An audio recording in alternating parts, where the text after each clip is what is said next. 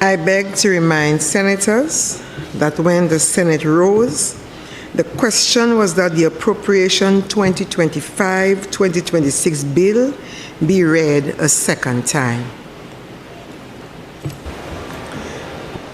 Senator Charles.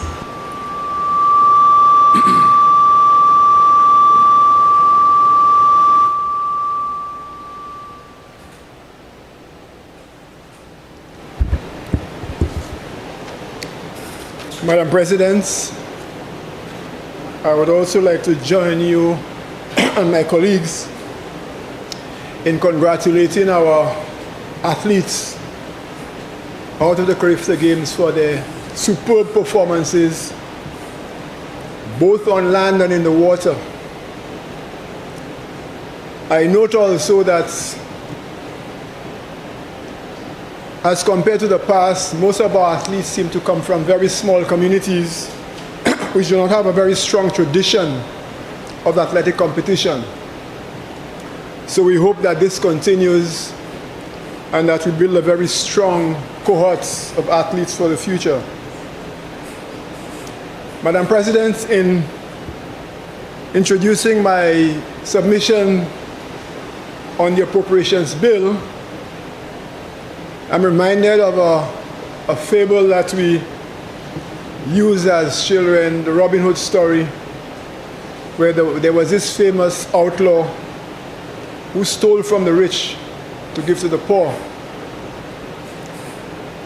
But the other part of this outlaw's life was that he also tried in his every attempt to address the corrupt behaviors of the landlords around that time. I will not dare call or describe the budget as a Robin Hood budget, but I think some of the elements of trying to rebalance the distribution of wealth in our society seems to have some semblance of Robin Hood's traits. However, I think it is more important to look at this budget that the Prime Minister presented as trying to produce elements to build a sustainable future for our nation. So what I will do, Madam President, is in my submission to identify some elements of the policy measures to comment on without repeating some of what has been said before. I would also like to join my colleague, Senator Lee, in his usual advocacy on trying to address the issues of taxation. Having said this, however, I think we depart on one principle, is that I believe that there has to be a very strong role for government in our small state. I think too often our government interventions have been sometimes too timid, sometimes too tentative, and I think sometimes too late. Because we reach a situation now where we are so far behind in some of our measures that we have to leapfrog into the future. Let me start by looking at the measures dealing with health, especially nurses. And it's because, like Senator Lee, I have a very close association with someone who is in the field of medical care. My wife is a doctor and has very strong views about people who are trained in St. Lucia should remain here to make their contributions.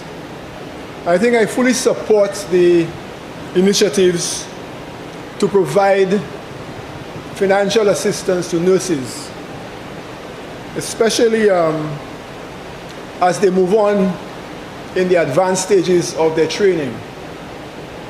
However, in the past, and even in recent times, the Caribbean has seen a very rapid depletion of its nursing stock.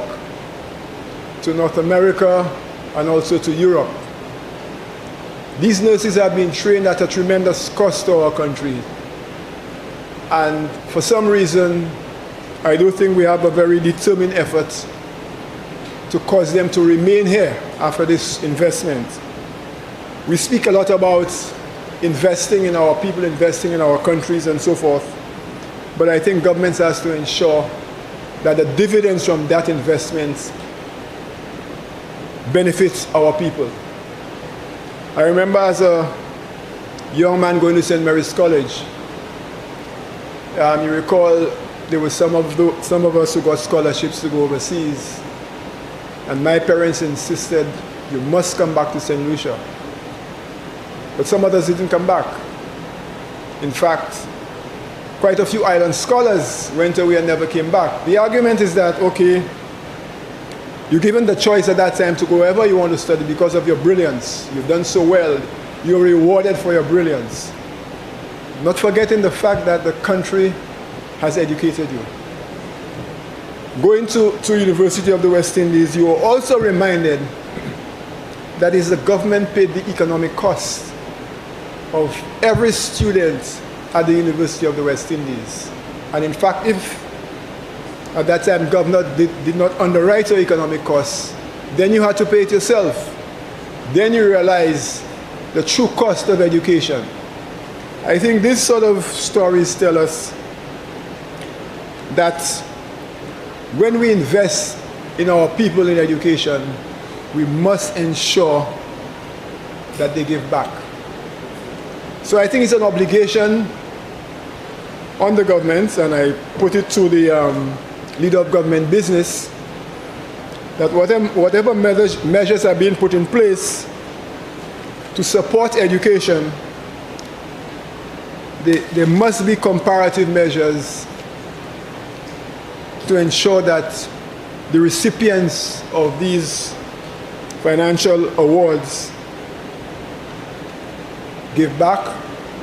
They are either bonded or enter into some agreement that having served that bond, they are free to serve anywhere else. Because we're quite aware that, notwithstanding the fact that the Caribbean governments have been complaining about losing trained nurses, there is also the positive impact of these nurses contributing to the economy through their remittances from abroad. I think we also have to remember that in training these nurses, it's also contributing to solving the bigger problem we have in our health system. There's a lot of talk about the new hospitals, expanding our health infrastructure, but we need to ensure that we have people there to service that health infrastructure. Otherwise, we will be at the receiving end of importing health workers in the future at a tremendous cost to us. Madam President, I want to speak a bit about the recent measures government introduced to establish specialized schools, what is called the TVET schools. I think it's reported in the budget address. These special schools have been earmarked for specific areas of skills building. What was not clear in all of the plans, and perhaps it is somewhere, what are we trying to solve by establishing these schools? And the reason why I make the point, Madam President, is because about 5 years ago, the government of St. Lucia established a sports academy. However, in recent times, especially up to last week, I don't think we have heard of any of our top athletes excelling overseas who are graduates of that sports academy. They're still coming from our community schools and our primary schools. Is it producing what it was set up to produce? Are we receiving the results of the sports academy as it was designed? So by that very token, I think we have to be very mindful that the new TVET schools that are set up, that we put in plan the measurements and the proper programs to ensure that it's going to solve the problems that we perceive that they are set up to solve.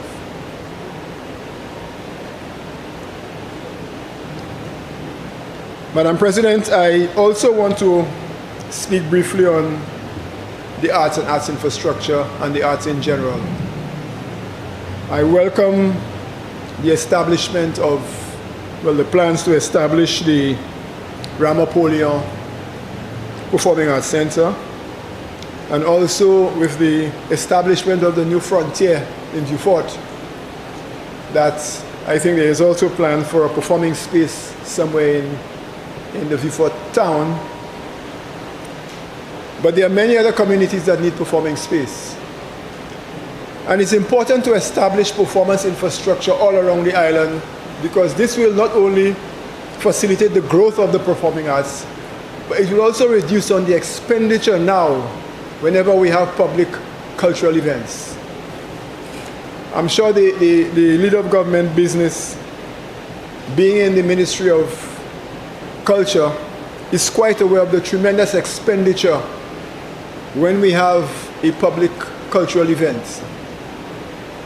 Establishing one stage for a show may be anything between $26,000 to $30-something thousand.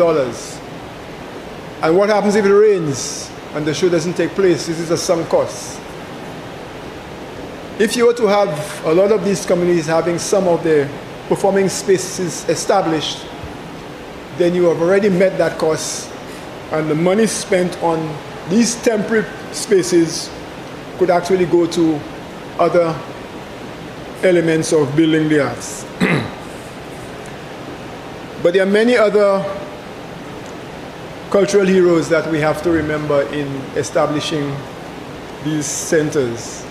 Ramaphosa in Bellevue, Clifton Dudu Joseph from PI, Petronella de Tourville, Florita Markey from Ancillary Canneries, and you have many more around the island.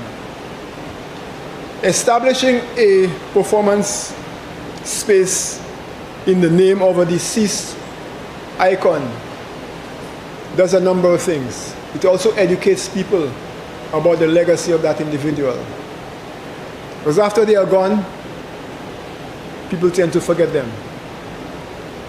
And while I'm on the arts, Madam President, there's also a trend that which is a bit disturbing to me in our cultural programs.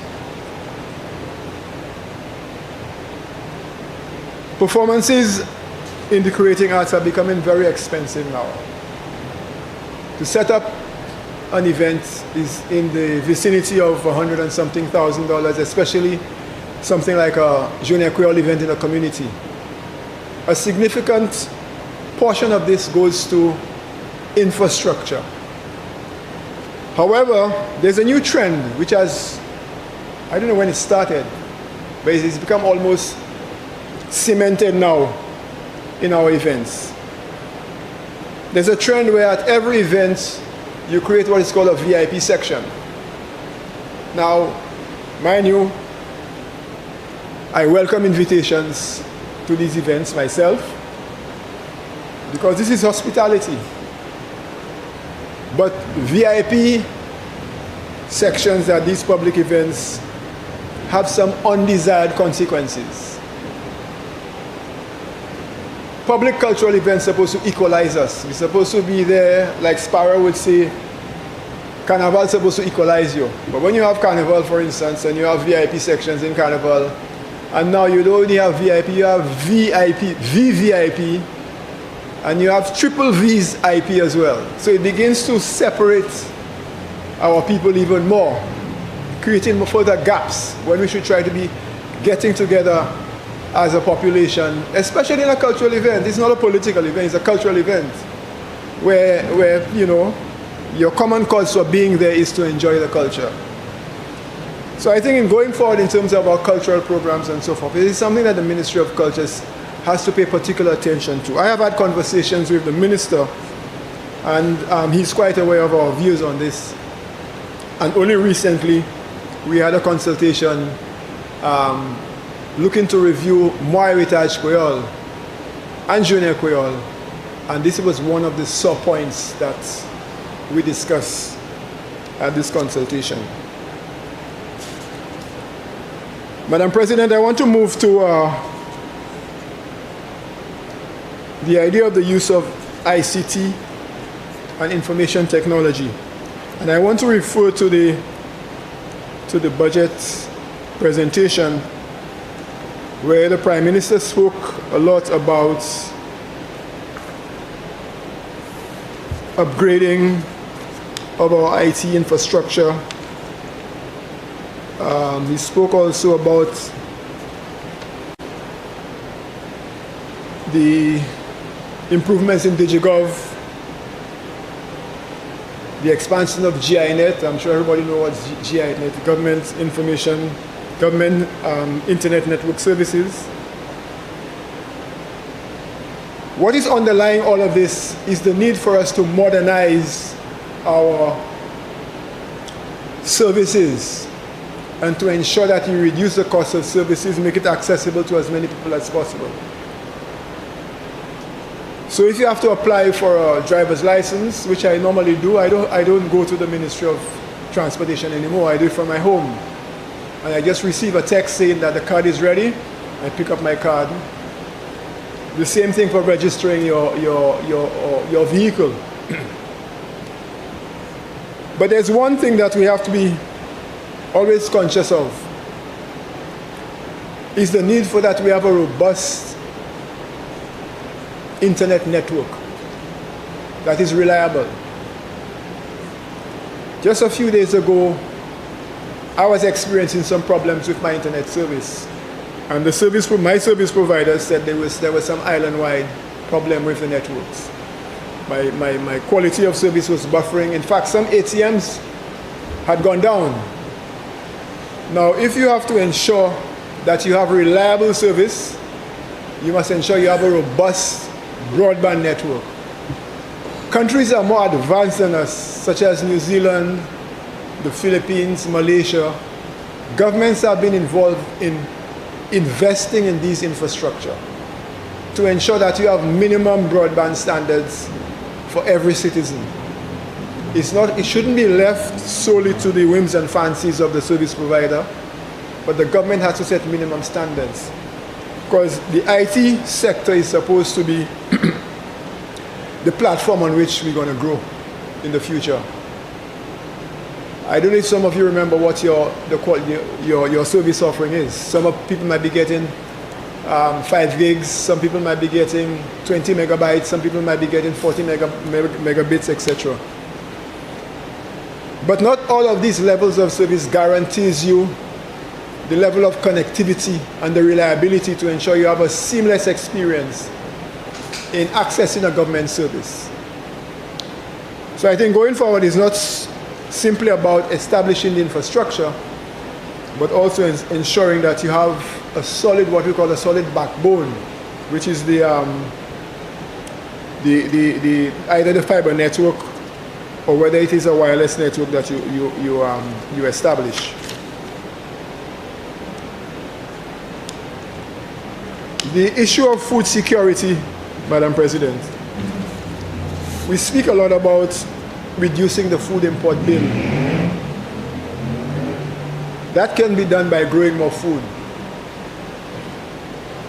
But I think there are some, what I call psychological and structural issues we have to address as a country, is the taste buds of our people. The taste buds. Young people now don't even know how certain local fruits taste because they have never been introduced to it. How can you have a sustainable food security program when their taste buds guarantee you that you must import, or else what you have they will not eat? So I think within our education system, within the, even the agricultural sector in terms of what we are encouraging people to produce, that we pay attention to this as much as possible. Because CARICOM, the CARICOM governments have agreed to reduce our import bill by 25% in 2025. We are already in 2025, and I'm not even too sure how close we are to 10% reduction for this 2025. Madam President, another issue that is very dear to me, both as a former regulator and as a consumer, is a measure the Prime Minister introduced, the establishment of a competition authority. We all start off in a free liberal society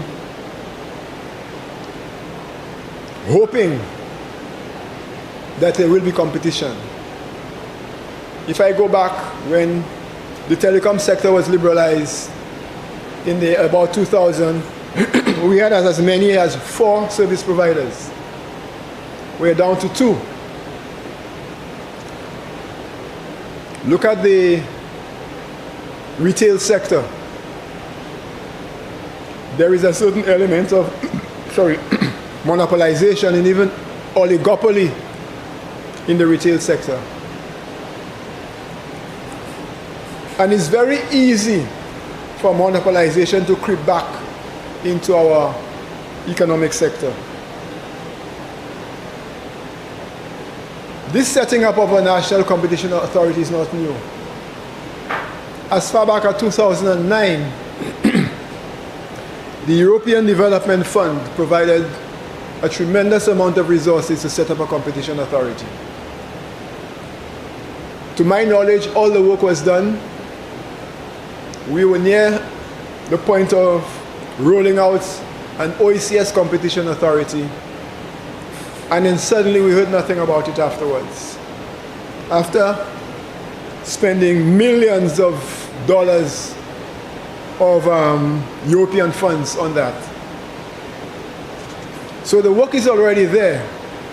I think we have to be mindful we don't repeat the mistakes of the past, but at least we build on what has been set up, do the necessary amendments, and ensure that when this authority is established, that it serves our people well.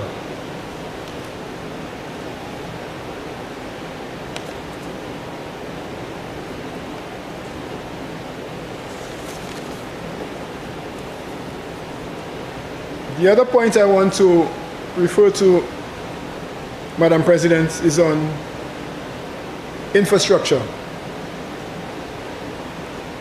I think it's very commendable that we have a very ambitious infrastructure program by the Prime Minister in his budget presentation. But again,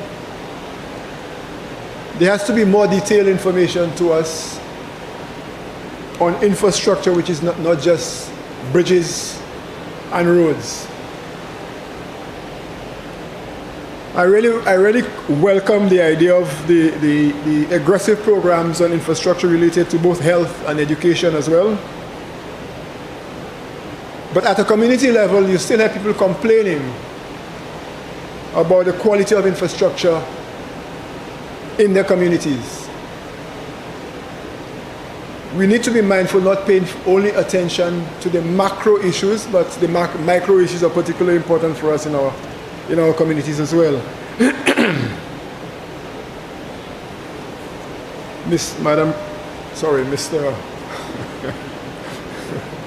Mr. Deputy President, I welcome also the proposal for the construction of the George Charles Monument, which brings me to a vexing issue of mine of the use of public spaces. There was a time an engineer told me, why are we putting rocks around roundabouts instead of putting some significant monuments or sculptures that will have some meaning or some message.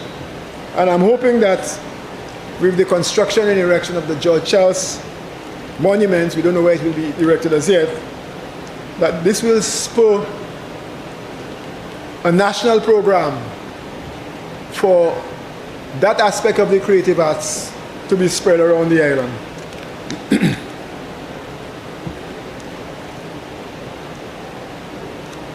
On the issue of AI and artificial intelligence,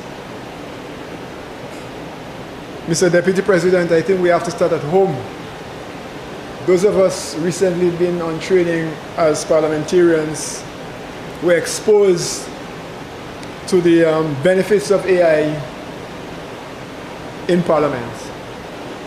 And a lot of the banter we have, healthy at times, but a lot of it can be easily solved with the use of AI in Parliament, where you have real-time translations of your presentations. And it leads to a healthier debate.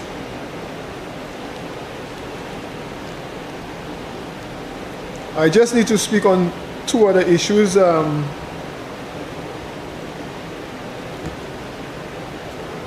Mr. Deputy President,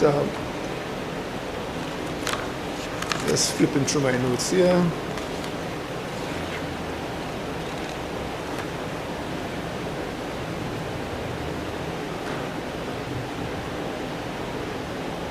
Yeah, I was going back to the issue of Vieux-Fort Town Initiative, creating, in the words of the Prime Minister, somewhat of a new town, a new Vieux-Fort, providing as much as possible for Vieux-Fort. And not to forget that in doing this, there's also a cultural element. Vieux-Fort is rich in history. Vieux-Fort was one of the military bases in St. Lucia. And I'm hoping in that redesign and reconceptualization of Vieux-Fort, all of this is taken into consideration. So as you mentioned earlier, in terms of building a conference center at Vieux-Fort, we can have all of these additions to make Vieux-Fort a bit more attractive, so that more people will feel drawn to Vieux-Fort and investments will be drawn to Vieux-Fort as well. Mr. Deputy President, I think there's a lot that can be said about the budget, but as that we have to remind ourselves as senators, we are constrained in the depth at which we could drill into the budget. But suffice it to say, I think it's a very commendable budget with lots of bold initiatives, and it's only left to us as a parliament to hold the executive accountable on the quality and pace of implementation of these measures. And with these few comments, Mr. Deputy President, thank you very much.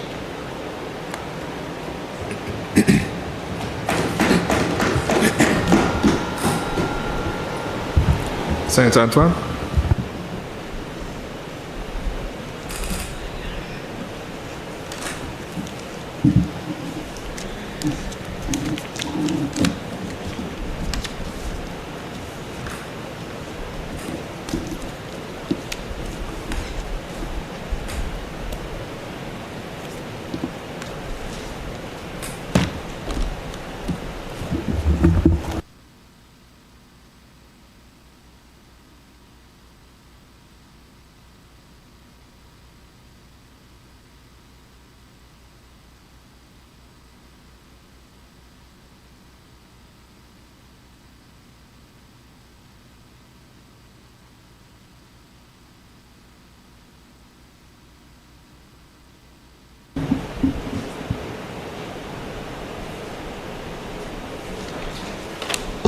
Thank you, Madam President. Sorry.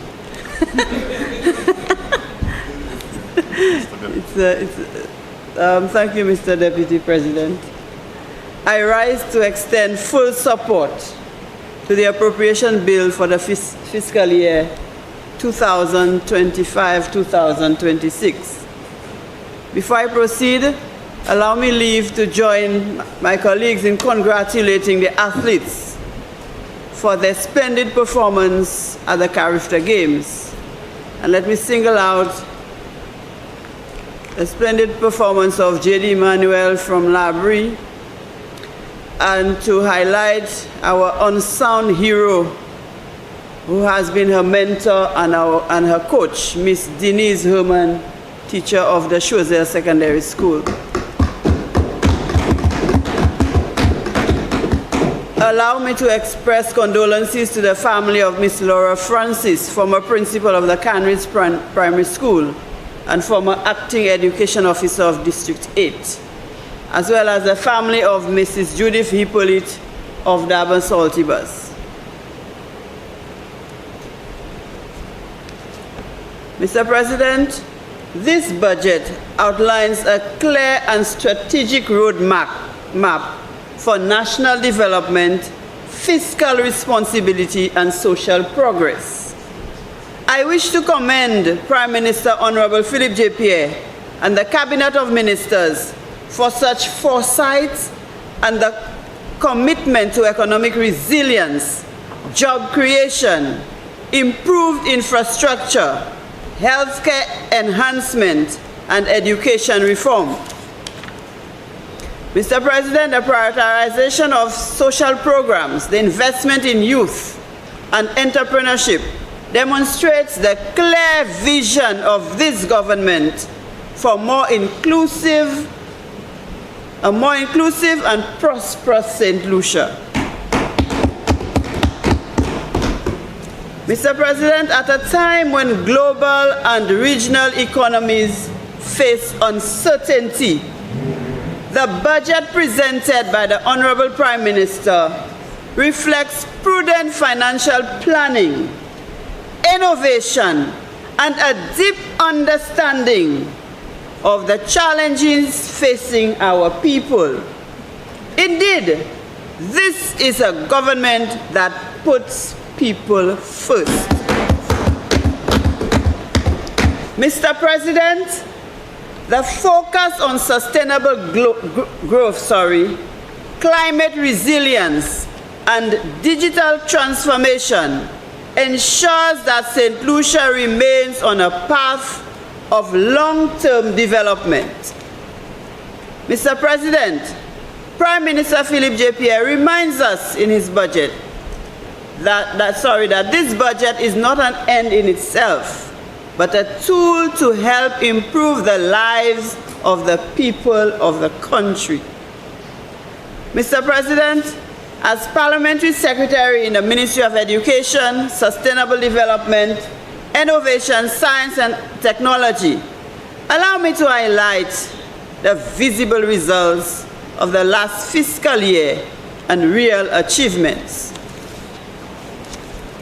Mr. President, I am sure nobody will forget,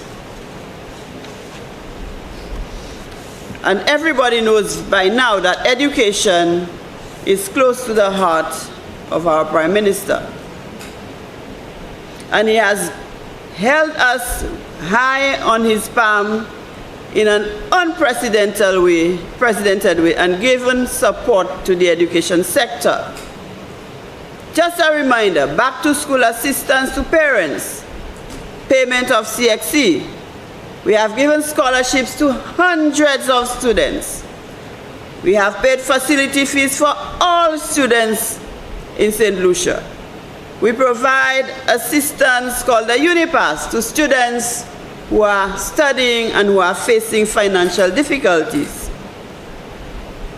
We provide bursaries for students who attend the Sir Arthur Lewis Community College. This too is unprecedented.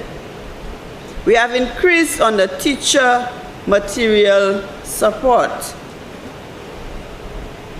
And there is so much more that I will highlight as I speak. Mr. President, we are cognizant that we must equip our students with the tools to survive in the 21st century. Our new 5-year education sector strategy and implementation plan for the next 5 years therefore focuses on affordable and equitable access to basic education, skills for lifelong learning and tertiary education, technology-enhanced teaching and learning. I wanted Senator Police to be on the other side. I don't know why she stepped out after lunch. Improved and relevant curricula at all levels. Skills acquisition for youth and adults through equitable expansion of certified TVET programs aligned with the socio-economic needs of St. Lucia.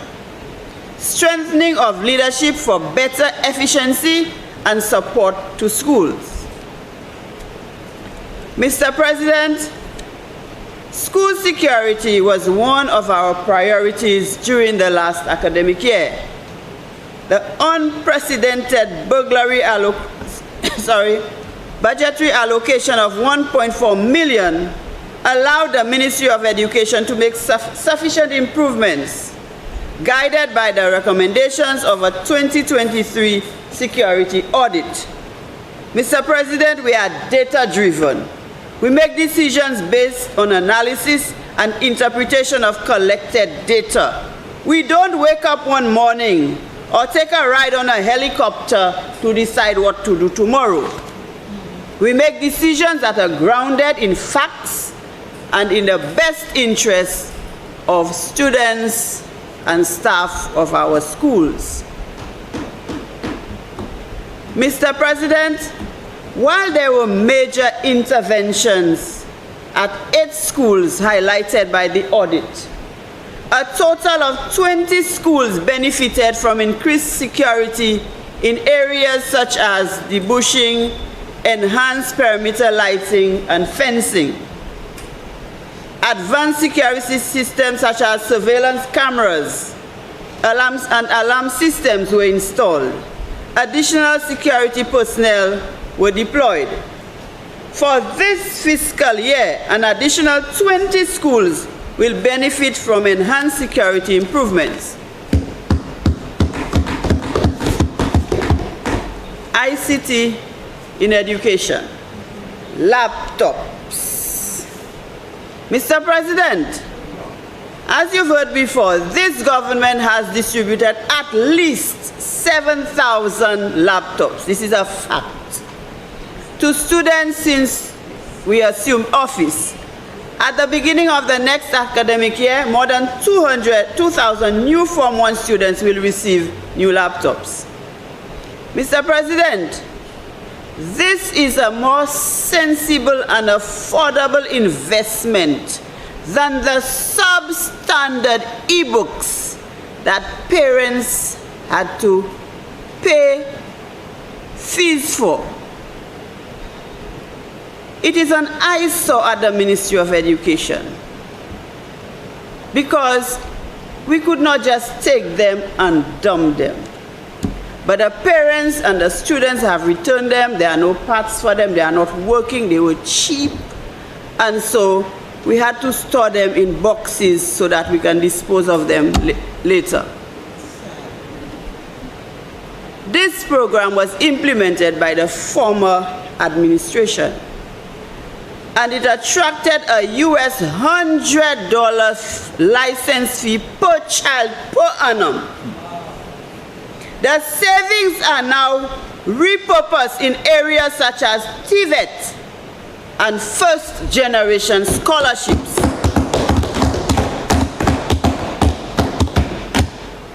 And if Senator Polius did not get it right, an e-book can be used in any type of electronic device. Smartphones, tablets, laptops, desktop computer, any one of them. Mr. President, let me remind those who have selective recollection that our ministry, our teachers, over the last 2.5 years have been developing digital content in 10 subject areas for the lower secondary curriculum. To complement the laptop program, there has been a pilot period, and full implementation will take effect in September 2025. Pour ça qui pas comprendre, Monsieur Président, dernière administration te no ba yo ka kouye e-book. Ma jewe rien qui ka croiser vite, ça maman ka toucher qui ka croiser. Yo ramène toute sa vie en ministère, nous pas ça ranger ça, ça pas ni passe. Ça c'est moi de c'est disposable e-book ça té. Ça pas té bon. Avec yo ka parler about content là qui était dans e-books là. Naivlo savent qui manière content ça té. Mais si c'est Chinese et bien qui ça qui développe content là. Content là yo tenia ek c'est e-book ek on pour ça on pour faire bagay maman ça comprendre. Là yo point e-book là ça kan e-book là ça kan un livre ça pas même bagay. C'est teacher a pas te ka servi maman il a pas servi. So ça it just pas bon. It just pas bon ek ma just dit ça. Nous find out from c'est l'école là from ces teacher et puis c'est report là yo ban nous. Ça pas bon. Comme ça actuellement nous même ka develop content là. Comme ça maman il nous kay ça comprendre qui ça qui là. Et puis yo kay ça servi content ça là yo ka faire. The content will be in sync with the curriculum. It will be culturally relevant and correct, because I don't say by like not correct. A direct opposite of what existed during the last administration. Mr. President, an innovative and revolutionary method of teaching and learning provides greater support to teachers. Provides greater support to teachers through AI. Mr. President, this initiative is expected to eventually relieve parents of the financial burden of purchasing textbooks. And if Senator Polius didn't know, I want her to know today so she does not come back to the House and say the same thing that is incorrect. Mr. President, the Department of Education will commence the process of developing a national AI policy for education. TVET transformation. And there was consultation. Mr. President, in September 2024, 4 secondary schools were transformed into new technical vocational institutions, thus expanding school-based education to reduce the skills gap that we currently experience on island. Mr. President, the government of St. Lucia negotiated a loan of $15 million with the World Bank to strengthen youth skills and employability in 2024. The South Louis Community College and NSDC will roll out this project. The loan will also be used to provide the requisite schools and conducive working space for students and establish partnerships with the private sector for internship. $4.5 million has been allocated to foster innovation and entrepreneurship. Assistance will also be provided to create pathways from secondary to post-secondary education. And Mr. President, we have special interest in the young boys who are on the block, who may not have finished school. We want to take them back to school. Technical support will be provided to identify the barriers that men face in accessing and participating in post-secondary education.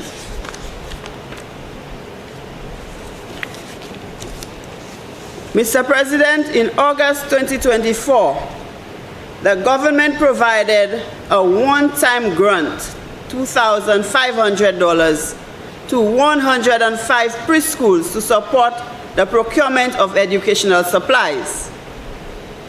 Additionally, in January 2025, a further $170,450 in subsidies was allocated to benefit 3,409 parents, offering a $50 subsidy towards school fees. This subsidy will be doubled in the new academic year. So instead of $50, you'll get $100. Beginning in September 2025, as part of the government's broader vision to strengthen early childhood education and achieve universal early childhood education in alignment with the United Nations 2030 agenda. A Taiwanese grant of EC $1 million will facilitate. And for those who said there's no training, those who don't seem to be reading what the ministry is doing online, let me educate them. This initiative will create additional learning spaces, increasing capacity to accommodate 60 children.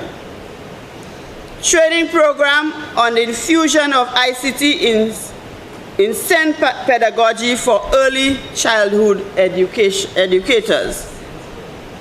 SEN is S-E-N. Training for early childhood educators on early detection of learning impediments in children, allowing for timely remedial action to support young learners. Procurement of assistive technologies for SEN students and ICT equipment for the 4 strategically located ECE centers, early childhood centers. Senator Polio speaks of distraction dressed like innovation. I want to know whether this is distraction, whether it's innovation. Fundamental skills and support systems at primary level, OECS poll, an early learners reading and math assessment was developed in 2024. A pilot for the assessment tool was implemented in October 2024. Full implementation will be in May 2025. I want the Senator to realize that it's a process. It is not it's not stones we are throwing after birds and hope that it will knock them. It's a process. And will provide real-time data that will facilitate remedial action and allow St. Lucia, for the first time, to meet international reporting obligations. The good old minister didn't do it. Principal assistance. Mr. President, to address the increasing administrative demands in schools, financing was provided in the 2024-2025 financial year for the hiring of 24 principal assistants. Yes. And the principals have been asking for this for a long time. Yes. We are re-establishing it. Funding has been allocated in this year's budget for an additional 24. So 24 and 24, according to my grandmother, doesn't make 24. That's 48 principal assistants across various schools. We cannot do it one time, we are doing it incrementally. This initiative aims to provide essential support for school leadership, enabling principals to better manage their responsibilities and focus on improving educational outcomes. Mr. President, I'm a former school principal, and sometimes administrative duties take up all your time, give you little time to walk around your school, to observe, to give teachers feedback, for instruction, to ensure that you're on top of things at your school. The principal assistants will do the administrative work and give the principal more time for clinical supervision. Mr. President, this initiative aims to provide essential support to school leadership, enabling principals to better manage their responsibilities and focus on improving educational outcomes. I know why I repeated that, Mr. President. Eventually, each of the 71 primary schools will have this much needed administrative support. We are starting with the larger schools, but eventually we want to provide all principals with an administrative assistance. Creole in schools. Mr. President, we are a culturally sensitive government. We would not abandon the National Trust, nor would we close Radio St. Lucia.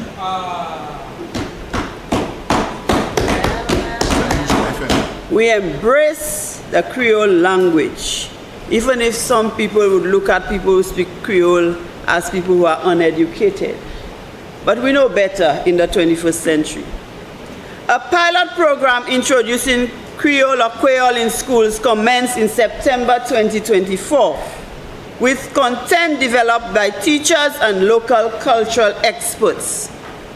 This initiative targets over 500 students in grades 1 to 3 across 14 public and private primary schools. Mr. President, the program aims to strengthen the government's efforts to preserve and promote cultural heritage. Some people try to destroy everything St. Lucian. We want to ensure that future generations remain connected to their linguistic and cultural roots. That's what a Labour Party government would do. Enhancing special education. Mr. President, in the 2024-2025 financial year, the subsector benefited from $200,000 for the provision of assistive devices, specialized diagnostic tools, and specialized laptops. So laptops were not just for secondary school, but for special needs students. To enhance the instructional programming with teachers and students with special needs. A special education needs policy was completed in September 2024, immediately followed by the implementers workshop in November. The 2025-26 budgetary support will enhance the human resources available to conduct special needs assessment and to provide mainstream schools with additional support for the growing number of students diagnosed with autism spectrum disorder, ASD. It is a growing concern, Mr. President, that so many of our students in the system are being diagnosed with autism. And as a government that cares, we are on the ball to address the situation.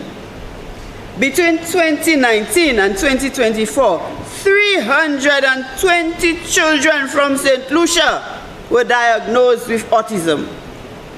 Because special schools lack the physical capacity to enroll these students, they must be enrolled in mainstream schools. Thus, financing makes additional personnel to provide support for classroom teachers necessary, since autism is often characterized by complex and challenging behaviors. We also believe in inclusiveness, Mr. President. Why should we cast a child away, take all children who have autism and put them in one school? We must integrate our children into the system so that they can live normal lives. Facility fees and CSEC fees. The government remains committed to strengthening social safety nets by providing support to parents through innovative initiatives. This commitment includes an investment of over $2.2 million annually in facility fees for more than 26,000 primary and secondary school students. This is giving parents a relief, because as a principal, I knew a lot of parents did not have the facility fees to pay. Sometimes they will tell you, Miss, I'll pay the insurance still. The government has relieved those parents of that burden. Additionally, $200,000 has been allocated to cover CSEC mathematics and English fees for approximately 2,000 public school students in an effort aimed to alleviate the financial burden of families. In this budget, an additional 2 CSEC subjects have been added, one of which must be a science subject. Mr. President, we will agree that science breeds innovation, invention, industrial development, and therefore a growing economy, hence making payment of a science subject compulsory and necessary. Mr. President, tertiary and higher education. Over the past 4 years, the government has invested over $9 million in tertiary education, providing bursaries and scholarships to more than 1,200 students, in keeping with the promise of 1 university graduate per household. So in 4 years, we have been able to provide 1,200 scholarships. This new financial year, this drive continues.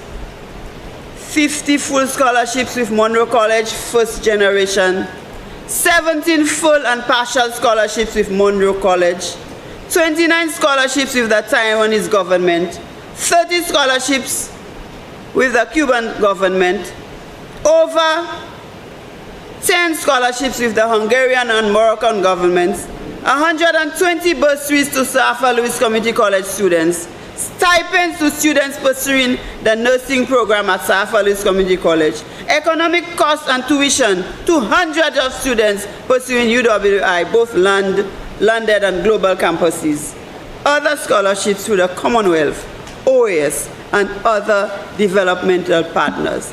This is unprecedented. This is in historical proportion, and nobody can challenge that. It's a fact. You really want to challenge it? It's a fact. Your government didn't do it, they couldn't do it, they wouldn't do it. Major repairs, rehabilitation of school plans.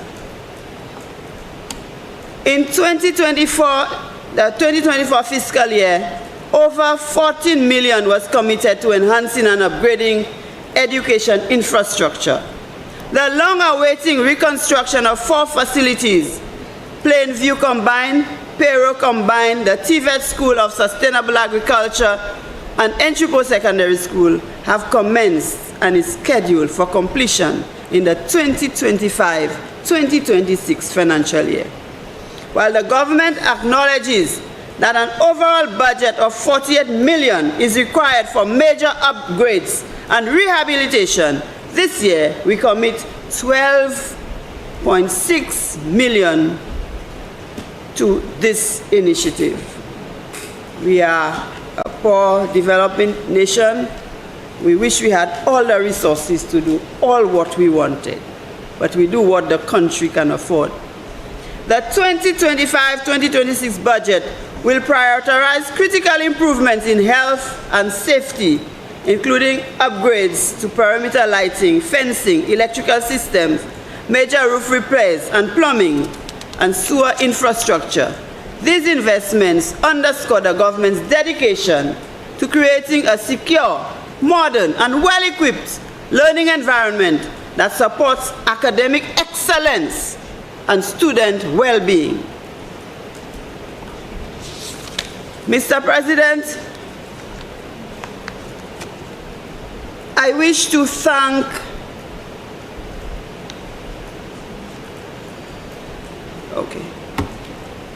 I wish to highlight increased support for the student nurses at South Community College,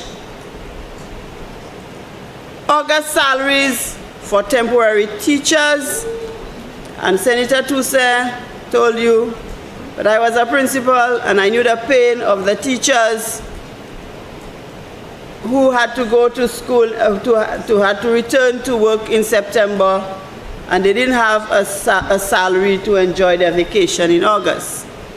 This government listens and acts. We do not simply say that it was our idea or we could do it.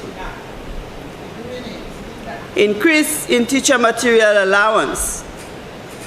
The teachers are very happy that they have this additional, because as a teacher, you're a mother, you're a mentor, you're an aunt, and students come to you every day. Sometimes I had to buy school shoes for students. You have to buy the textbook for them. You have to buy the exercise. Well, they never have pencils. You have to buy materials for your classroom to enhance the teaching learning experience of the students. And so, Honorable Philip J.P., the Prime Minister, recognized that this was a need. He listened and he acted. He did it. He made it happen.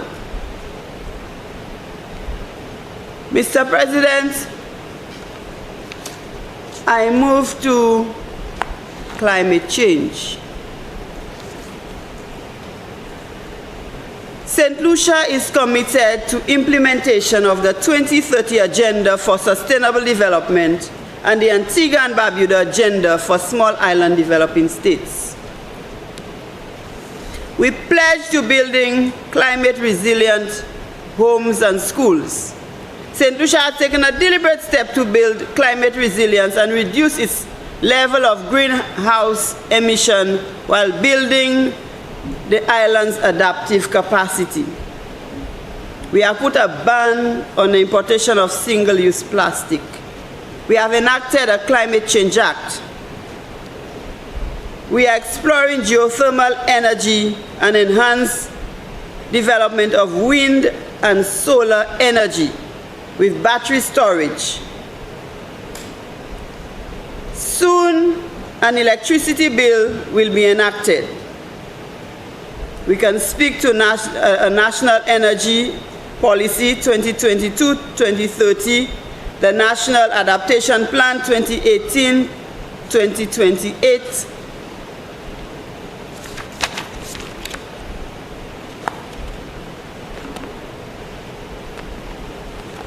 the government has all promised and has also kept the election manifesto promise of a sovereign wealth fund for the sustainable development of St. Lucia. The fund seeks to secure intergenerational wealth and address St. Lucia's pledge to climate adaptation and mitigation efforts.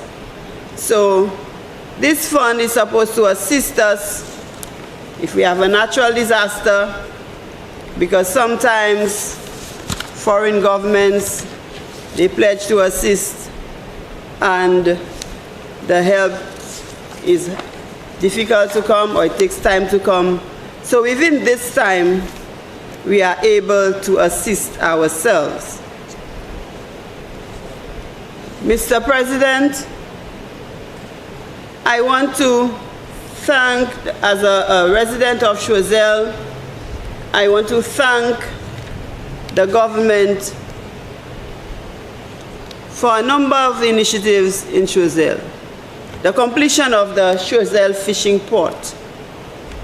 Mr. President, this was really a headache for the fishermen of Choiseul, because the port will be filled with sand, and on a morning, a fisherman may not have been able to go to sea because he could not pull his boat out of the sand.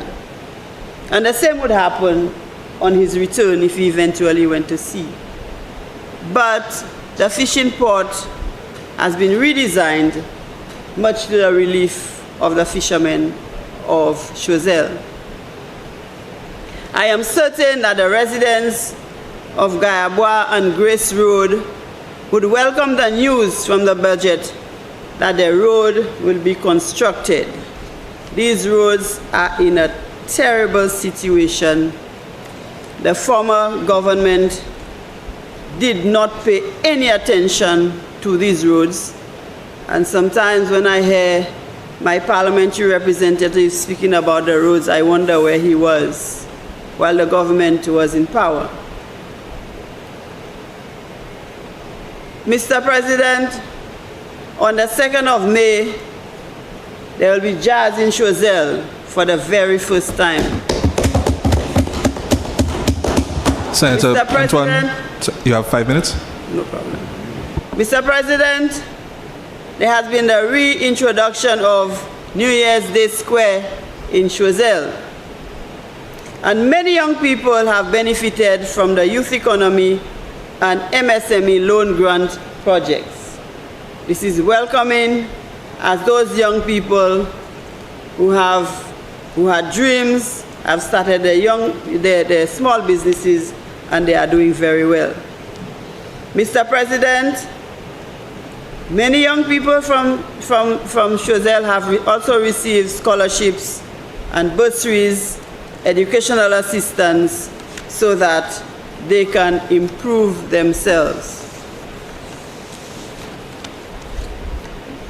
Mr. President, I really do not need extra time, because we will all admit that the Philip JP administration is doing very well. There are people who don't want to hate. Some of them tell their members, do not say they are good, but we cannot tell anybody how to feel. Mr. President, we look forward to supporting the public and private sector, supporting the implementation of the initiatives outlined in this budget. Together, let us build a stronger, more resilient, and united St. Lucia as the government continues to work with the people, for the people of St. Lucia. I thank you very much, and I stand in strong support of the budget. I thank you.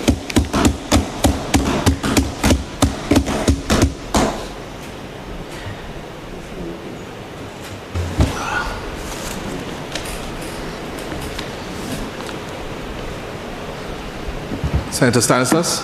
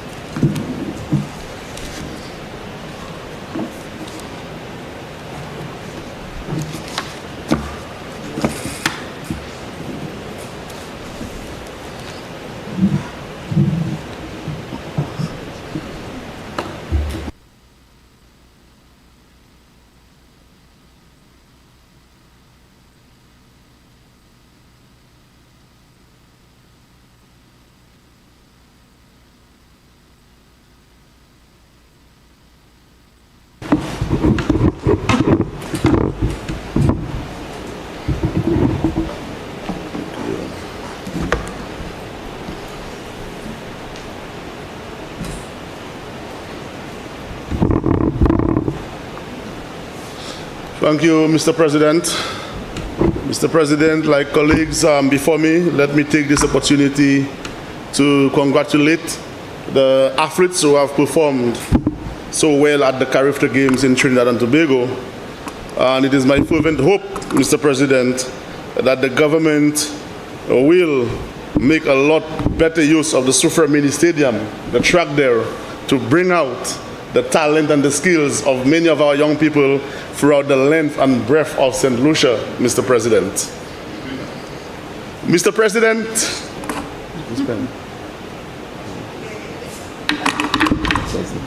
Mr. President, I rise to respond to the Prime Minister's budget address for the financial year 2025-2026, themed Enhancing Our Infrastructure for Security and Prosperity. However, Mr. President, what we experience on a daily basis is the reverse of this theme. The citizens of this country are agonized by a deteriorated infrastructure. Our people feel less secure, and the prosperity of our nation, Mr. President, is being diminished daily through compounded taxation. Mr. President, throughout the history of budget presentations, prime ministers are expected to lay out a long-term plan to set a sustainable path for a nation. This 2025-2026 budget address, Mr. President, clearly shows that the Prime Minister is suffering from political myopia. Mr. President, the Prime Minister's short-sightedness offered manufactured policies with soon-to-be expiration dates, expiration periods, Mr. President.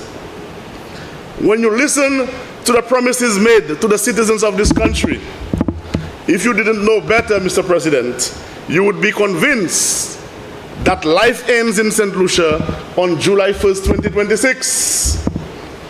Everything has an end period of July 1st, 2026, some January 2026, some December 2025. Blatantly, Mr. President, taking the people of St. Lucia for a fool. Mr. President, I carefully studied the contents of the budget presented by the Prime Minister, and I find no better description, Mr. President, but to call this a hire purchase budget. Mr. President, the Prime Minister and Minister of Finance have dealt with the affairs of the country similarly, like one of those promotions by courts. Take it now and pay later. Pay the interest later, pay the tax later. Mr. President, the Prime Minister and Minister of Finance presented the largest budget in the history of St. Lucia in an effort to correct the failed policies of the past 4 years. That's what it was. To correct the failed policies. Mr. President, on the economic outlook of the budget, I must condemn the government's reckless and relentless borrowing spree. The 2024 Economic and Social Review, yes, Senator Jawari, reveals a grim reality. Public debt, Mr. President, has surged by 6.8% in just 1 year, now totaling a staggering $5.1 billion. 5.1 billion.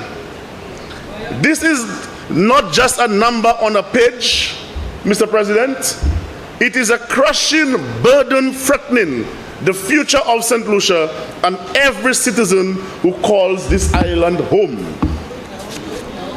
Madam President, Mr. President, sorry, what is most alarming is that in just 3 years, this government has borrowed a staggering $973 million, compared to approximately $400 million borrowed by the former UWP administration. In just 3 years, over $973 million borrowed by this government, compared to almost 400 by the former UWP administration. This is, Mr. President, this is more than twice what the previous UWP administration borrowed during the same period. Yet, Mr. President, in the Prime Minister's own presentation to the House, he forecasted an additional $335 million in borrowing for the financial year, for this year, 2025-2026. Wow. In this financial year, Mr. President. Wow. Mr. President, this means that in just 4 years, the government will have added over $1.3 billion to our debt. Wow. That is the fact, Mr. Leader of Government Business. Undeniable. At the end of this financial year, you all would have added $1.3 billion to the debt. This government, Mr. President, if by chance, if God forbids, we know they're not going to go to another budget cycle again. That's right. But if they do go to another budget cycle in 2026, 2027, on the borrowing spree, which they are on, at an average of $300 million a year, it means at the end of the 5-year term, they would have borrowed over $1.6 billion. Projection. Mr. President, that is the reality. Projection. That is the reality. Borrow. Mr. President, BBB. this is a catastrophic trajectory that places short-term political gains over long-term sustainability. The question every St. Lucian must ask is this, Mr. President: what has the government done with all this borrowed money? The government boasts of a record, Mr. President, of $1.379 billion in tax revenue for the fiscal year 2024-2025. A historic high. A historic high. Over $300 million more than 2019. On top of this, Mr. President, billions have been raised through the Citizenship by Investment Program, the CIP. That's right. And to add to that, Mr. President, over 300 million in loans last year. And we are looking at windfalls that should have transformed our nation.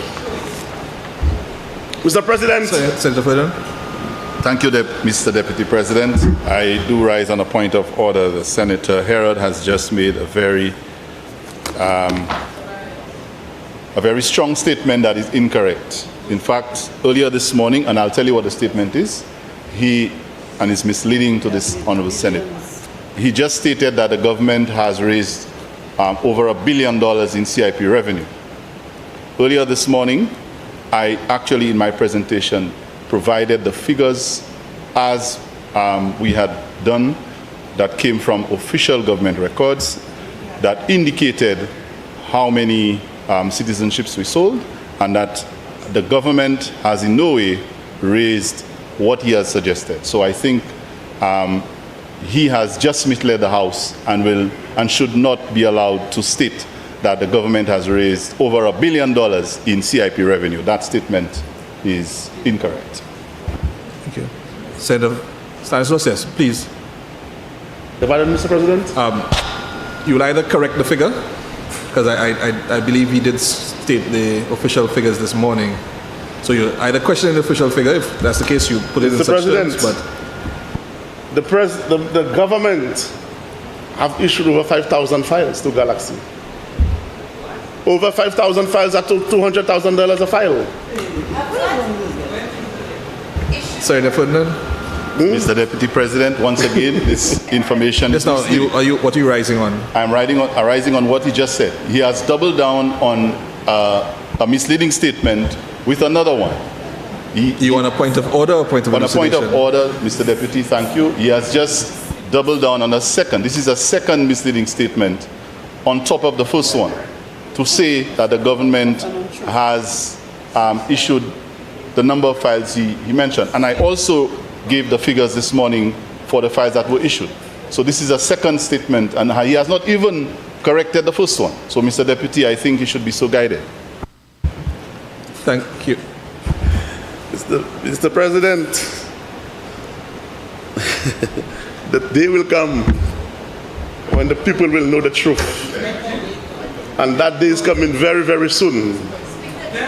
That we'll know how many files, how much monies have Galaxy amassed from the sale of our passports. But I shall continue, Mr. President. Mr. President, our debt servicing now consumes nearly 22% of our current revenue. And that is over $369 million annually. Senator Ferdinand. Thank you, Mr. Deputy President. Looks like a busy afternoon. I'm saying, rising on a point of order. I raised the point of order that the senator has misled the House. He has acknowledged that, but he has just been allowed to continue without having withdrawn the misleading statements that he made, and he made 2 of them. So I do ask, Mr. Deputy, that these 2 statements be withdrawn of the record so that it does not reflect what he just said. I think he had agreed to move on from those statements, so I take it that he has withdrawn them. Yes. I'm moving on. I'm moving on. Mr. President, I rise on a point of elucidation, Mr. President. Just now. If it's a point of elucidation, do you? That's okay. No, Senator.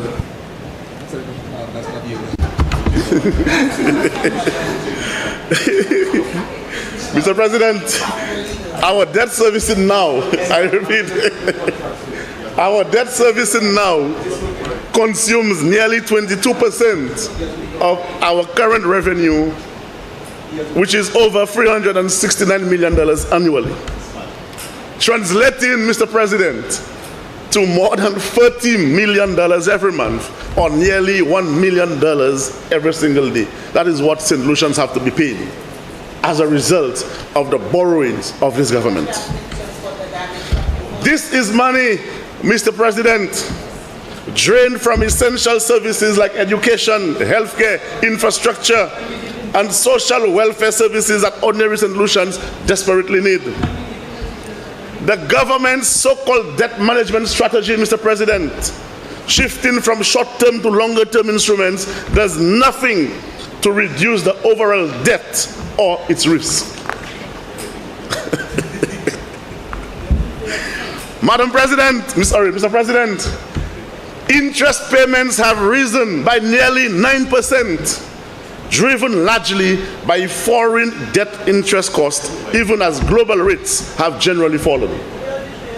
Mr. President, this government and the cabinet members, which once vehemently criticized the UWP for borrowing and coined the phrase, including the leader of government business, Madipwete, every Tuesday, has now doubled the debt in just 3 years.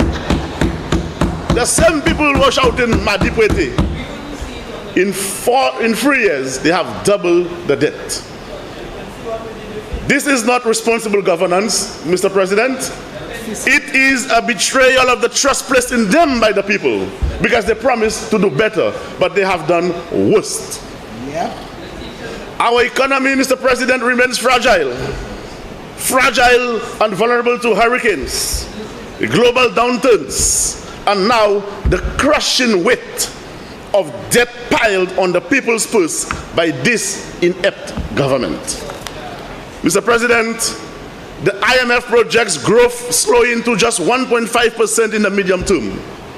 Without stronger fiscal discipline, transparency, and a commitment to sustainable growth, this cycle of high debt servicing and slow growth will continue, undermining our nation's stability and future. The people of St. Lucia, Mr. President, deserve better. They deserve leaders who protect the economic future and not those who mortgage it for short-term political expediency. Mr. President, let us examine the numbers behind this government's so-called fiscal improvement. While the overall deficit has narrowed from 209.5 million, or 3.2% of GDP in 2023-2024, to 126.8 million, or 1.5% in 2024-2025, this so-called progress masks a troubling reality. The government achieved this primarily by significantly increasing tax revenues. And that's on page 58 of the Economic and Social Review, Mr. President, which surged by 11.8% to $1.38 billion, now representing over 22% of GDP. Tax revenue. This heavy reliance, Mr. President, on taxation means that ordinary St. Lucians are bearing the brunt of the government's fiscal strategy. The money is coming out of the pockets of ordinary St. Lucians. That's what it is. Taxes on imports, excise duties on fuel and alcohol, VAT, and the newly introduced health and security levy have all pushed up the cost of living. And they cannot run away from that. Meanwhile, Mr. President, the tax burden on businesses remains high, with total taxes and contributions amounting to nearly 35% of profits. This environment stifles entrepreneurship and job creation, undermining long-term economic growth. Mr. President, the government boasts of modest reduction in the deficit, but what they are not telling you, what they are not telling us, is that this has come at the expense of the citizens' wallets rather than through meaningful spending reforms or efficiency gains. Mr. President, while the primary surplus improved, indicating some progress in covering expenses, excluding interest payments, the government continues to spend heavily and borrow.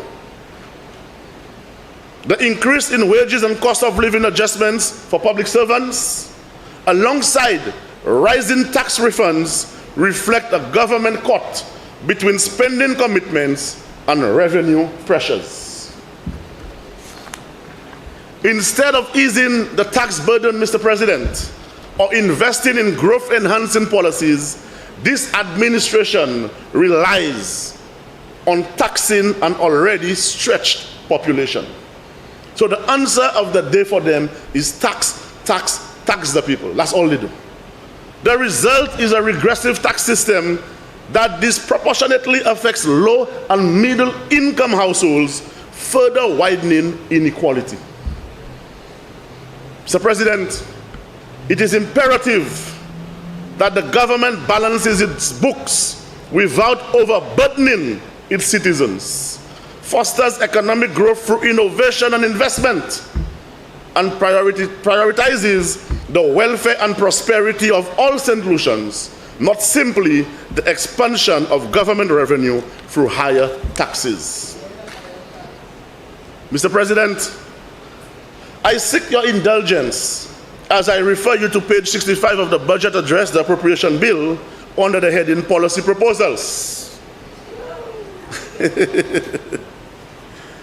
Mr. President, these policy proposals are nothing short of a promissory note to the people of St. Lucia, with unknown terms and conditions to commence repayment on July 2nd, 2026.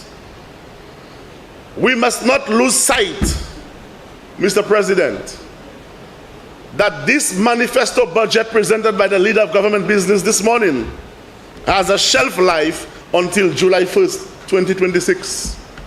Because it is all an election manifesto budget. Election year-in. That is what it is all about, Mr. President. And Mr. President, on page 65, there is a proposal of $5 million to the NHC for the construction of houses at Talwood in Babono. Well, I would like to ask the Prime Minister, the Minister of Finance, where are the houses that were promised to be constructed by NHC at Cul-de-Sac and Casaba that were targeted, in their own words, towards gas attendants? Where are those houses? Where are those condominiums? Where are those townhouses? I can't recall hearing or seeing any progress with this. And in this manifesto budget, Mr. President, you are proposing another promise of condominium-style houses. So which group of people are they targeting to fool this time around, Mr. President? Mr. President, there is a proposal for the construction for a home of the elderly in Soufrière, which the leader of government business alluded to earlier in his presentation. Page 66, there are no details, Mr. President. Where will this be constructed? I am hearing from the grapevine it is going to be at the site of the Ruby Cricket Ground. I'm hearing it is going to be on the site of the copra factory. Where will it be constructed? What is the cost of this building? Who will be managing it? What arrangements have been made for the operations, the maintenance, the staffing of it? Do not allow us to speculate, Mr. President. Mr. President, it is important that we remind this government of the St. Lucia Labour Party that it was under their tenure that the home of the elderly at Margaret Tooth in Soufrière was closed and relocated to Black Bay in Labrie. So what have changed? What have changed after, what, 20-something years? Okay? Mr. President, there is an item for the construction of the Soufrière administrative building. And this is a project I know quite a bit about.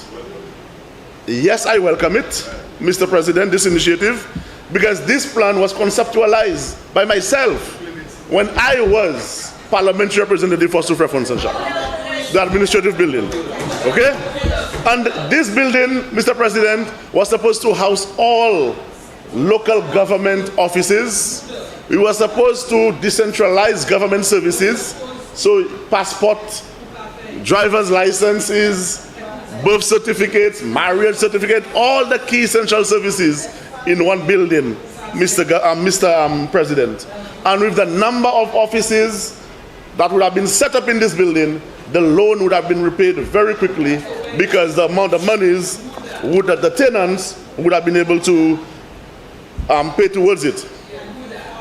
Mr. President, I remember we engaged NIPRO, as the current government is doing, under the stewardship of Mr. Arnold when he was the CEO of NIPRO for a bold agreement. He did a site visit August 23rd, 2019 in Soufrière at the town hall. Right? We were pending the drawings. You know what happened? You all forget COVID? You all forget August 23rd, 2019, Mr. President. By December, we had COVID hit. By March into April, you all forget. But it is 4 years now. Everything was already in play. 4 years, you all still cannot deliver the administrative building to the people of Soufrière. But I am waiting patiently, Mr. President, to see whether it is going to come to fruition. Because I know the value and the importance of it. Because from 2019, it was conceptualized, Mr. President. Mr. President, I saw a proposal by the government for a 10-year passport issuance.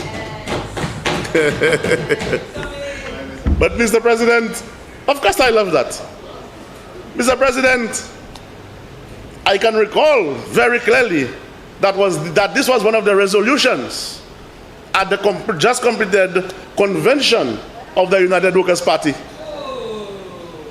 It was. So this is a copycat of what came out of our convention. And we were happy that you all listened. And you all have brought in the 10-year passport issuance. But you all should have listened much earlier to many of the proposals we made to you all.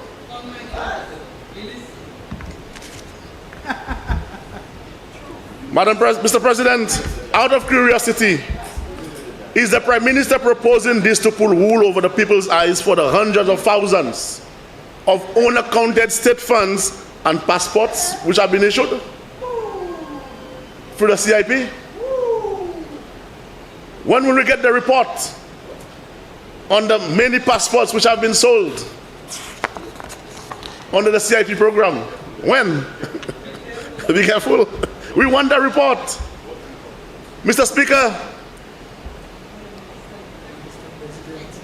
Mr. President, this uncaring government decides, after they have drained the pockets of the bakers of this country, to give them a fuel rebate on bulk purchases. That's on page 69 of the proposal. Mr. President, they were deaf to the lamentations of the bakers for the past 4 years. causing the ripple effect in the increase in the price of bread. In the price of bread, by almost doubling the price of bread. But on the eve of an election, the eyes are open wide with deception. But the bakers are saying, too little, too late. How come now? Homemade bread. Mr. President, the we have good bread and soup, you know. The Prime Minister proposed the qualification for NIC benefits for police, fire, and correctional officers who serve 20 years and reach age and who have reached the age of 55. That's on page 68 of the appropriation bill. Mr. President, we welcome any relief that benefit the people. But Mr. President, I want to remind the Prime Minister, Minister of Finance, just in case he forgets or he's suffering from amnesia, he was second in command in 2003 when the decision was taken to deprive these same officers of this benefit he's proposing today. In 2003.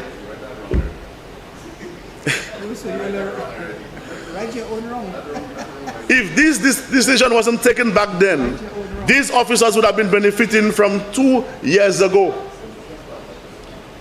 He partook in making them suffer, and he waited 22 years and now making it seem as if it is a favor that has been done to them. On the eve of elections. So what is happening to the rest of the civil servants, the public servants in the system who are on the same 65 years of pension? Are they going to be benefiting from the same proposal? Or is this just a ploy, Mr. President, to solicit votes from the officers in this bracket? We want to know. Electioneering. Electioneering. I tell you, Mr. President, it's an election manifesto budget, you know. That's what it is. We must also remember, Mr. President, in the Article 4 report of the IMF, that they're saying that the NIC could become insolvent by the year 2051. So was all of that taken into consideration in this proposal? Mr. President, on page 68, the Prime Minister indicated that as of 1st of May 2025 and until January 2026, fuel will be capped at $16 per gallon. At $16. And we have been saying that fuel should be capped at $13.95 per gallon. Mr. President, shamefully, the government's fiscal approach, particularly its handling of fuel taxes, places an unfair and growing burden on St. Lucian taxpayers. In 2024-2025, excise tax on imports hit a record $136.2 million, a 14.3% jump, with $80.8 million coming from petroleum products alone, up sharply from $68.7 million the previous year. So last year, $68.7 million from fuel products, excise tax. And this year, it has jumped to $80.8 million. This $12.1 million increase, Mr. President, is not just a reflection of higher volumes, but also a direct result of increased tax rates on gasoline and diesel, which rose from $3.95 gasoline to $4.17 and $3.87 diesel to $4.84 per imperial gallon, respectively. You can get it on page 57 and 58 of the Economic and Social Review. Mr. President, what is most troubling is that these tax hikes come at a time when international crude oil prices have fallen significantly. Instead of passing these savings on to consumers, the government has chosen to keep pump prices high, using the opportunity, Mr. President, to extract more money from ordinary and hard-working people. Mr. President, this policy... Senator Jean? Mr. President, I stand on a point of order. The member Hold on a second. Please turn off your mic. Yes. The member is misleading the House by making reference to figures in the Economic and Social Review that are not there. He is citing pages 57 and 58 relating to gas prices, and he needs to show us where on these two pages it relates to gas prices. Because perhaps there is some error in his script that is not factual.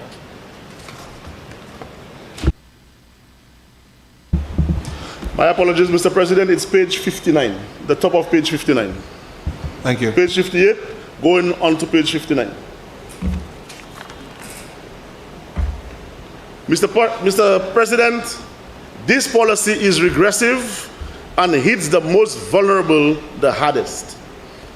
As fuel costs ripple through the entire economy, raising transportation expenses, food, increasing the cost of goods, electricity, and putting additional pressures on businesses, Mr. President, already struggling with high operating costs. As Albert Camus came across this quote, Mr. President, as Albert Camus so aptly put it, and I quote, "Note, besides that it is no more immoral to directly rob citizens than to slip in direct taxes into the price of goods that they cannot do without." The government's reliance, Mr. President, on higher fuel taxes is clear. He appears to cap the fuel just in time for the political campaign period, and cleverly putting the taxes there. At $16, this approach, Mr. President, is not only unfair, but malicious, and is depriving the people of St. Lucia to benefit from low prices like other countries throughout the region. Mr. President, on page 3 of the Prime Minister's address, he speaks of the St. Lucia Labour Party's guiding principles of accountability, transparency, truth, and integrity. Where are those guiding principles, Mr. President, as it relates to the GPH deal and the sale of the Banans land? The GPH deal up to today is shrouded in secrecy. I would like the Prime Minister to explain to the nation what benefit is it to St. Lucia to lease our ports of Castries and Soufrière to a foreign entity for up to 40 years, in the process giving away projected revenue of... Mr. President. Senator Jawair. Thank you, Mr. President. Turn off your mic, please. I rise on a point of order. The member is saying that the port was leased for 40 years, and that is incorrect. The port has been leased for 30 years. There is a clause that states even after there can be a discussion to perhaps increase that, but it has been leased for 30 years. Let's be clear. Senator Stanislas, so you will correct your statement? Okay. If the senator says 30 years, it's 30 years. But that's the only clause I guess she is making 10 plus 30 is 40. available to us today. We want to know what else is in the agreement. But 30 plus 10. 30 years. What is the deal for the Soufrière waterfront? Mr. President, for almost a year they've been collecting monies, and we have the 2 jetties in Soufrière. Just some cosmetic works that was done on the big jetty. Highly compromised. Nothing is happening. We have the seawall on the road, the Best Street Road going to Barron's Drive, completely damaged by Hurricane Beryl in July of last year. Up to now, nothing is happening. You go down towards the cemetery wall, nothing has been repaired. Nothing has happened on the Soufrière waterfront. But you could say that work has begun in Soufrière. What work? What work? What work? Mr. President, in the Prime Minister's address? You know, Mr. Stanislas, you have 5 minutes left? 5 minutes.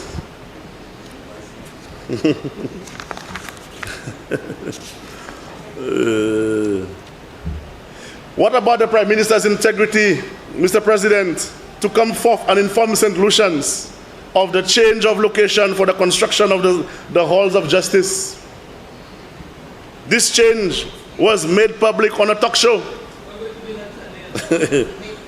Do I need to remind the Prime Minister and his cabinet colleagues, Mr. President, of the daily onslaught on all sorts of projects when they were in opposition?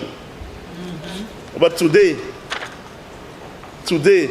they want to cry foul when we say that when we return to government, we are going to review this GPH agreement. We are going to review it because it is not in the interest of the people of St. Lucia. And once we go through every bit of writing in this agreement, It's a bad deal. Order, please, order. are going to get rid of that deal. Order. Get the people of Soufrière, get the people of St. Lucia out of this GPH deal.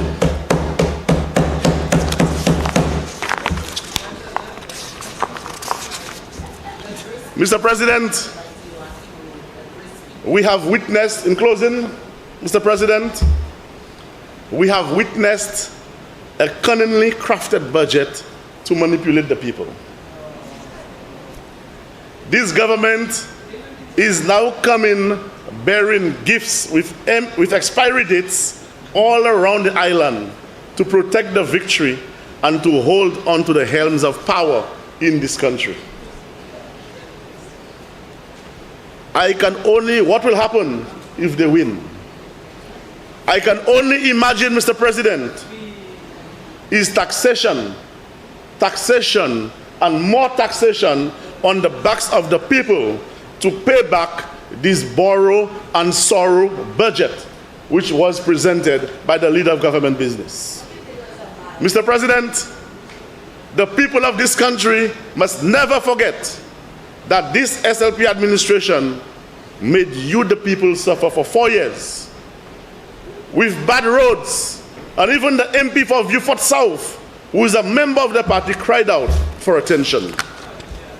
We must never forget that there is no medication at our health facilities. That's right. We have to endure high fuel prices. We are still enduring high fuel prices. Increase in bus fares, increase in the price of bread, high food prices, increase in telecommunications rates, increase in electricity rates. The 2.5% levy which they lied to us about until it was uncovered that it was for a $200 million loan. Giving you step once or twice for the year, and excuses upon excuses, Mr. President. You must never forget. Mr. President, they promised to put the people first, but they didn't. And in the final period, they are trying to fool them again. A big show in the last hour. They are now coming to propose all kinds of projects, Russian projects, sword turning there, ribbon cutting, and last minute window dressing. Coming with all kinds of promises, Mr. President, disguised with a concealed plan as to how to take it back from them in the future. Don't let the party of secrets, lies, and propaganda fool you again. Mr. President, there is a saying, you can fool all the people some of the time. That's right. And some of the time, you can fool all the people. But you cannot fool all the people all the time. Mr. President, know him, Mr. President, that this budget is an attempt to manipulate and dupe the people after gross disregard, in my good conscience, Mr. President, I cannot support this motion as presented by the leader of government business. I thank you and I thank colleagues for your indulgence, Mr. President.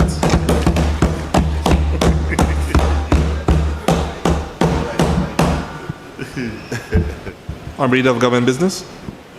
Thank you, Mr. Deputy President. Mr. Deputy President, I move for the suspension of this Senate until 9 a.m. tomorrow, Wednesday, April 30th, 2025. Senators, the question is that this sitting of the Senate be suspended until 9 a.m. tomorrow, Wednesday, April 30th. I now put the question. As many of that opinion say aye. As many of our contrary opinions say no. I think the ayes have it.